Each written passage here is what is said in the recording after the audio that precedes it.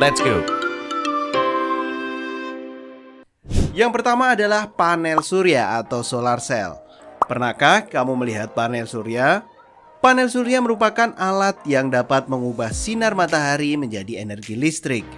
Ketika cahaya matahari menabrak permukaan panel surya, menyebabkan elektron atau yang disebut partikel penyusun atom yang bermuatan negatif pada panel surya bergerak melalui suatu konduktor dan menjadi arus listrik. Tahukah kamu bahwa mekanisme kerja panel surya ini terinspirasi oleh mekanisme fotosintesis yang terjadi pada daun tumbuhan? Kamu pasti masih ingat nih, apa itu fotosintesis? Pada proses fotosintesis juga dibutuhkan cahaya dan zat hijau daun yang disebut klorofil. Melalui fotosintesis ini dihasilkan oksigen atau O2 dan glukosa C6H12O6. Saat daun terkena sinar matahari, klorofil akan menyerap energi cahaya. Elektron pada kompleks klorofil akan bergerak melalui suatu saluran dan menyebabkan muatan positif ikut bergerak. Muatan positif ini selanjutnya bergerak menuju kompleks enzim yang berfungsi menghasilkan energi kimia berupa ATP dan NADPH. Energi ATP dan NADPH ini selanjutnya akan digunakan untuk mengubah CO2 menjadi glukosa. Prinsip seperti ini yang dijadikan dasar teknologi panel surya. Yang kedua adalah sensor cahaya. Ketika kamu mengamati lampu penerangan jalan, beberapa lampu penerangan jalan tersebut ada yang dapat menyala sendiri ketika menjelang malam dan mati sendiri saat menjelang pagi tanpa harus dinyalakan atau dimatikan secara manual. Bagaimana hal tersebut dapat terjadi?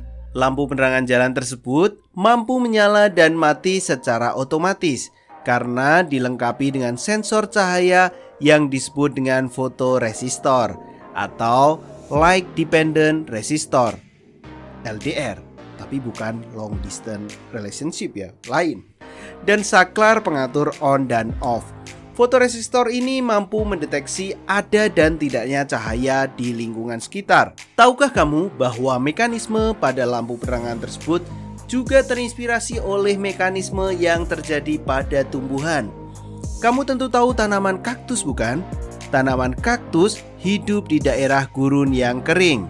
Tumbuhan kaktus memiliki stomata yang unik. Stomata kaktus akan membuka saat malam hari dan akan menutup saat siang hari untuk mengurangi penguapan air. Proses membuka dan menutup stomata ini didukung oleh aktivitas sel penjaga stomata.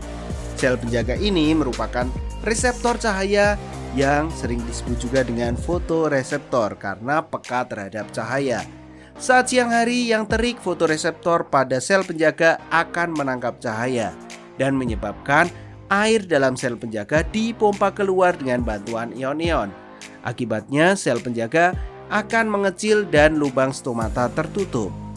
Berbeda dengan saat malam hari, air dipompa lagi masuk ke dalam sel penjaga dengan bantuan ion-ion sehingga sel penjaga menjadi lebih besar. Akibatnya stomata terbuka.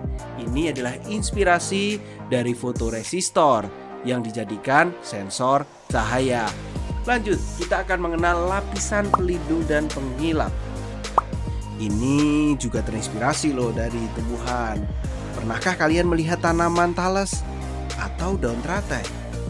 Ketika kamu melihat keduanya, kamu pasti melihat bahwa daun tersebut sangat bersih dan tahan air. Bagaimana hal ini dapat terjadi? Jika kamu melihat melalui mikroskop penampang melintang dari kedua daun tersebut, maka kamu akan melihat pada permukaan daun terdapat sebuah lapisan tebal yang disebut dengan kutikula. Kutikula ini tersusun atas senyawa lipid yang berupa lilin dan polimer hidrokarbon yang disebut kutan.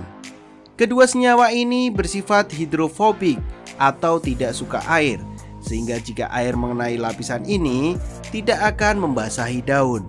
Lapisan lilin ini juga mampu mencegah menempelnya debu atau kotoran yang lain dan membuat daun tetap bersih.